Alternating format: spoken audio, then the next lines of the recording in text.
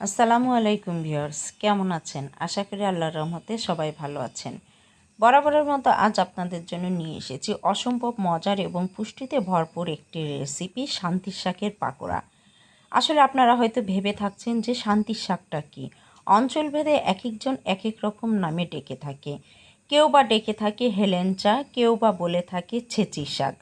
তো প্রাকৃতিকভাবে এই শাকটা অটোমেটিকলি তৈরি হয়। তো আমাদের অঞ্চলে কিন্তু শান্তি শাক নামেই পরিচিত বা হেলেঞ্চা শাক নামে। এই শাক দিয়ে যে কি অসম্ভব মজার পাকোড়া তৈরি করা যায় যা কল্পনাও করা যায় না। আর খেতে তো অসম্ভব মজাদার। আর রেসিপিতেই জানতে পারবেন যে এর পুষ্টিগুণ কতটা রয়েছে। তো চলুন ভিউয়ার্স, আজকের ভিডিও শুরু করি কিভাবে তৈরি করেছি এই অসম্ভব মজার পাকোড়া। তো পাকোড়া তৈরি করার জন্য আমি এখানে প্রায় 1 ঘন্টা আগে ভিজিয়ে রেখেছিলাম 1/4 কাপ পরিমাণ মসুরের ডাল। এখানে ইচ্ছা করলে আপনারা বেসন বা মটরের ডাল যে কোনো ডালই ব্যবহার করতে পারেন। তো 1 মুঠো পরিমাণ আমি এখানে নিয়ে নিয়েছি শান্তি শাক। তো দেখেই বুঝতে পাচ্ছেন একদম যে এই শাকটা আপনারা অঞ্চলভেদে কী নামে ডেকে থাকেন। কেউ বা ছেঁচি, কেউ বা হেলেঞ্চা বলেই ডাকেন। তো শাকগুলো ভালোভাবে ধুয়ে আমি কুচি কুচি করে কেটে নিচ্ছি। কুচি কুচি করে কাটার পর এখানে কিন্তু আমার মেজারমেন্ট কাপের ঠিক 1 কাপ পরিমাণ কুচানো শাক হয়েছে। তারপর এর মধ্যে আমি অ্যাড করে দেব কিছু উপকরণ। তো এখানে যে আমি ভিজিয়ে রেখেছিলাম মসুরির ডালগুলো, তো প্রথমে সেগুলো আমি বেটে নিয়ে এসেছি। আপনারা ব্লেন্ডারও মিক্সার করে নিতে পারেন। তো অবশ্য ডালের ক্ষেত্রেও কিন্তু আপনারা এখানে বেসন ব্যবহার করতে পারেন।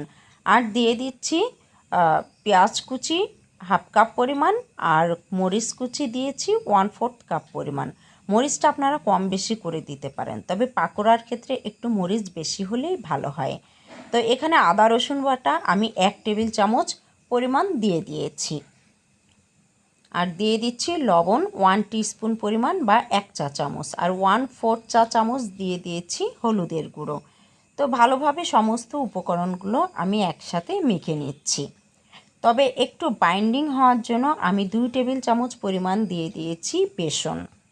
তবে এই ক্ষেত্রে আপনারা আটা বা ময়দা ব্যবহার করতে পারেন। তো ভালোভাবে একটু মাখিয়ে নিয়েছি। তারপর একটা পাত্রে তেল গরম করতে দেব। তেল গরম করতে করতে আমরা জেনে নেব যে শান্তি শাক বা হেলেঞ্চা শাকের কতটা পুষ্টিগুণ রয়েছে। কোলেস্টেরল, হার্ট, উচ্চ রক্তচাপ নিয়ন্ত্রণ করে, লিভারের জন্য উপকারী, জন্ডিস ও হেপাটাইটিস বি প্রতিরোধে কার্যকরী, চর্মরোগে উপকারী, বাত ব্যথায় উপকারী, স্মৃতিশক্তি বাড়ায়। তাহলে বুঝতেই পাচ্ছেন এর গুণ কতটা রয়েছে। আরও আছে ডায়াবেটিস বা সুগার নিয়ন্ত্রণ করে, ত্বক ভালো রাখে, অ্যাজমা প্রতিরোধ করে, বসন্ত রোগ প্রতিরোধকারী। তাহলে প্রাকৃতিক পর্যায়ে যে আমাদের শাকগুলো তৈরি হয় আমাদের কিন্তু নিয়মিতই খাওয়া উচিত। যে এর কতটা পুষ্টিগুণ রয়েছে, শুধু মাছ মাংস খেয়ে শরীর ভালো রাখে তা না। এই প্রাকৃতিক উপায়ে যে শাকগুলো তৈরি হয় যদি নিয়মিত খাওয়া হয় শরীর মন দুটোই ভালো থাকে।